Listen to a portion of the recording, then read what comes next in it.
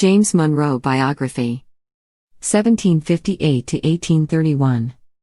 The fifth President of the United States, James Monroe is known for his Monroe Doctrine, disallowing further European colonization in the Americas. Who was James Monroe?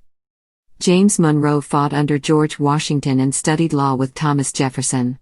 He was elected the fifth President of the United States in 1817. He is remembered for the Monroe Doctrine, as well as for expanding U.S. territory via the acquisition of Florida from Spain. Monroe, who died in 1831, was the last of the Founding Fathers. Early life. Monroe was born on April 28, 1758, in Westmoreland County, Virginia, to Spence Monroe and Elizabeth Jones Monroe.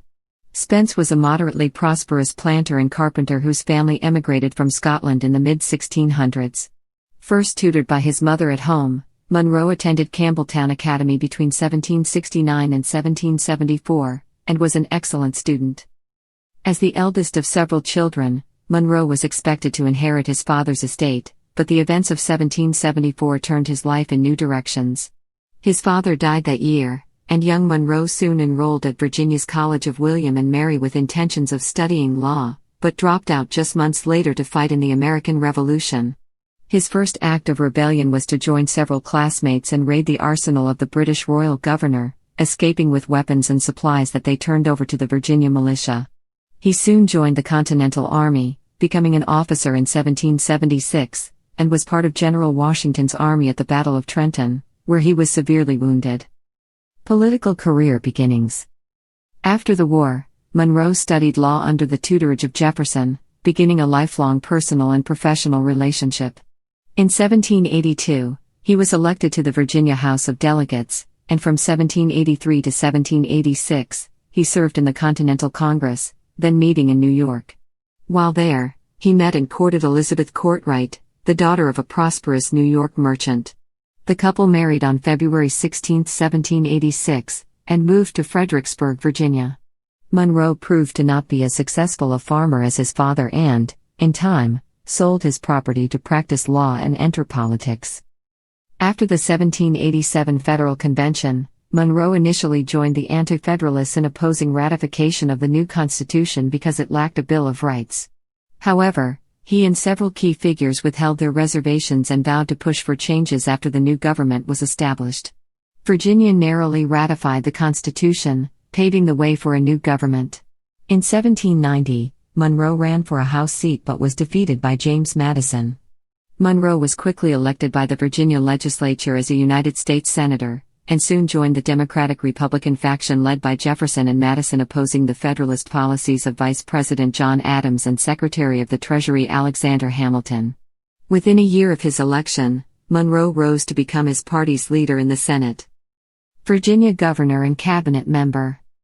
After serving as U.S. Minister to France from 1794-96, Monroe returned home to spend 3 terms as Virginia governor.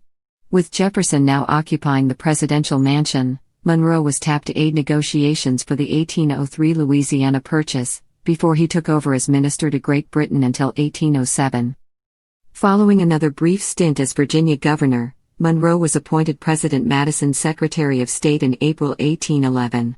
Monroe assumed the additional responsibilities of Secretary of War during the latter stages of the War of 1812, making him the only person in U.S. history hold 2 cabinet positions at once. U.S. Presidency. Following the custom set by President Washington of only serving 2 terms, Madison decided not to run for a 3rd term in 1816, paving the way for Monroe to be the Democratic-Republican candidate.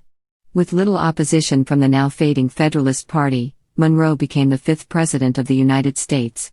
He began his presidency with a tour of the northern states, during which time a Boston newspaper described Monroe's reception as an era of good feelings. The declaration was more than media hype. The United States could claim a victory in the War of 1812 because of the favorable peace treaty. The nation's economy was booming and the only opposing political party, the Federalists, was on life support. During the first year of Monroe's administration, he continued his outreach to other parts of the country with successful tours in 1818 and 1819.